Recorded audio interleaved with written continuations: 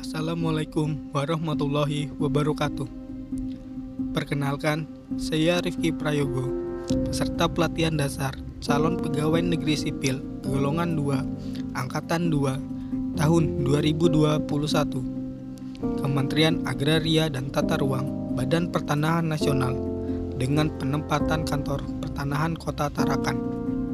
Adapun dalam proses pelatihan dasar diberikan sebuah tugas tentang refleksi bela negara dari tokoh pahlawan nasional atau tokoh nasional atau ASN role model. Di sini tokoh yang saya pilih adalah tokoh pahlawan nasional yaitu Jenderal Sudirman. Berikut penjelasan biografi singkat dari Jenderal Sudirman. Jenderal Sudirman merupakan pahlawan nasional yang lahir di Purbalingga, Jawa Tengah pada tanggal 24 Januari 1916. Ayah Jenderal Sudirman adalah seorang pekerja pabrik gula di Kalibagor, Banyumas yang bernama Karsit Kartawiraji dan ibunya bernama Siem, merupakan keturunan Wedana Rembang. Sejak kecil, Jenderal Sudirman diasuh oleh Raden Cokro Sunaryo yang merupakan asisten Wedana Rembang. Jenderal Sudirman tidak diberitahu bahwa Cokro Sunaryo bukanlah ayah kandungnya sampai ia berusia 18 tahun. Saat berusia 7 tahun, Jenderal Sudirman menempuh pendidikan di Holland Inland School. Lalu, Jenderal Sudirman melanjutkan pendidikannya di sekolah menengah milik Taman Siswa pada tahun ke-7 sekolahnya. Pada tahun ke-8, Jenderal Sudirman dipindahkan ke sekolah menengah Wirotomo setelah sekolah Taman Siswa ditutup oleh ordonansi sekolah liar karena diketahui tidak terdaftar. Jenderal Sudirman kemudian mengenyam pendidikan keguruan di HIK Muhammadiyah Solo. Jenderal Sudirman menempuh pendidikan di HIK hanya selama setahun. Meskipun tidak lulus, Jenderal Sudirman menjadi guru di HIS Muhammadiyah di Cilacap.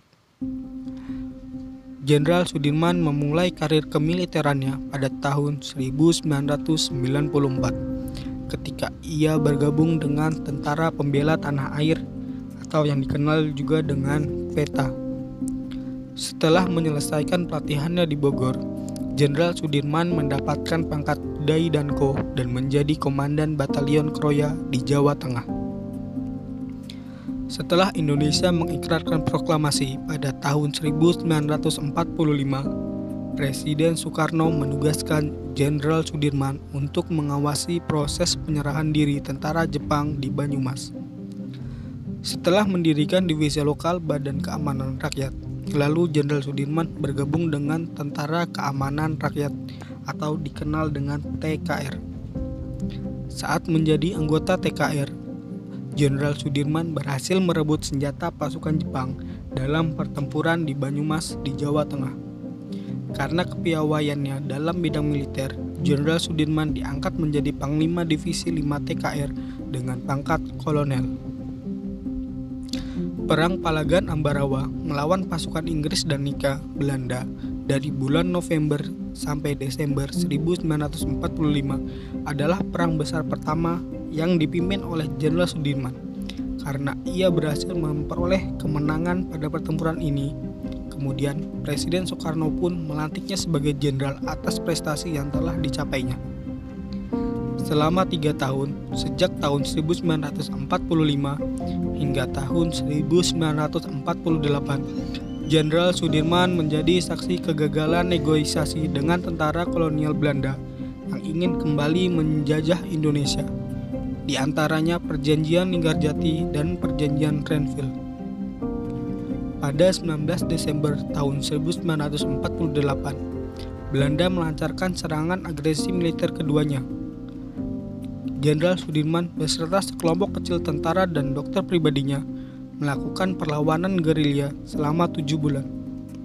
Perjalanan gerilya tersebut dimulai dari kediaman Jenderal Sudirman hingga daerah Kretek, Bantul. Karena sakit yang diderita tidak memungkinkan sang jenderal untuk berjalan kaki, maka untuk melanjutkan perlawanan gerilya, Jenderal Sudirman harus ditandu oleh para pengikut setianya. Selama dalam perjalanan gerilya, Jenderal Sudirman memakai nama samaran yaitu Bapak Gede Abdullah Lelono Putro atau Pak D. Pada masa gerilyanya, Jenderal Sudirman mendirikan markas sementara di Sobo, di dekat Gunung Lawu. Dari sini, ia dapat mengomandoi kegiatan militer di Pulau Jawa, termasuk serangan umum 1 Maret 1949 di Yogyakarta yang dipimpin oleh Letnan Kolonel Soeharto. Dengan adanya serangan umum ini menunjukkan pada dunia internasional bahwa Indonesia dan militernya masih ada dan membuktikan kebohongan Belanda yang menyatakan Republik Indonesia dan militernya telah hancur. Hal ini pula yang menyebabkan terpojoknya Belanda dalam percaturan politik dunia sehingga terjadi perjanjian Rom-Royjen pada 7 Mei 1949. Sosok Jenderal Sudirman yang santun, berwibawa, serta luwes dalam bergaul membuat ia disegani di kalangan militer maupun masyarakat. Juga sifat rendah hati sebagai panglima besar yang tidak menonjolkan pangkat, bintang, atau tanda jasanya, tetapi menjiwai dengan semangat dan keprihatinan terhadap keadaan bangsa saat itu. Pada Desember tahun 1949, Jenderal Sudirman harus dipindahkan ke sebuah rumah di Magelang karena penyakit tuberkulosisnya yang semakin parah. Pada saat yang bersamaan, pemerintah Indonesia dan Belanda mengadakan konferensi panjang yang berakhir dengan pengakuan Belanda atas kedaulatan Indonesia pada 27 Desember 1949. Selang sebulan, tepatnya pada tanggal 29 Januari 1950, Jenderal Sudirman wafat di Magelang, Jawa Tengah. Kabar duka ini dilaporkan dalam sebuah siaran khusus di RRI pada 10 Desember 1964. Jenderal Sudirman ditetapkan sebagai pahlawan nasional Indonesia melalui keputusan Presiden nomor 314 tahun 1964 oleh Presiden Soekarno. Untuk mengenang jasa-jasa Jenderal Sudirman, maka dibuatkanlah sebuah museum yang menggambarkan kisah perjuangan Jenderal Sudirman hingga dapat menjadi contoh nilai-nilai luhur yang dapat memotivasi rakyat Indonesia. Adapun nilai-nilai bela negara yang saya dapatkan dari perjalanan Jenderal Sudirman adalah 1. Sadar berbangsa dan bernegara, yaitu dengan mengimplementasikan nilai-nilai perjuangan pahlawan yang mana bertanggung jawab penuh dengan tugas yang diberikan dan mengerjakannya semaksimal mungkin. Setia pada Pancasila sebagai ideologi bangsa, yaitu dengan menerapkan prinsip-prinsip dan nilai-nilai musyawarah mufakat dengan memberikan kebebasan berpendapat dalam bergotong royong untuk menyelesaikan permasalahan yang ada di lingkungan rumah maupun lingkungan kerja. 3. Rela berkorban untuk bangsa dan negara, yaitu rela berkorban untuk kepentingan bangsa dan negara tanpa pamrih dengan mengikhlaskan waktu, tenaga, dan pemikiran, baik untuk menemukan solusi dari permasalahan yang ada atau mengedepankan kepentingan pelayanan masyarakat dibandingkan kepentingan pribadi. Sekian penguraian tugas dari saya. Jika ada kata-kata yang kurang berkenan selama penyampaian uraian tugas ini, saya mohon maaf yang sebesar-besarnya dan saya ucapkan terima kasih atas perhatiannya. Wassalamualaikum warahmatullahi wabarakatuh.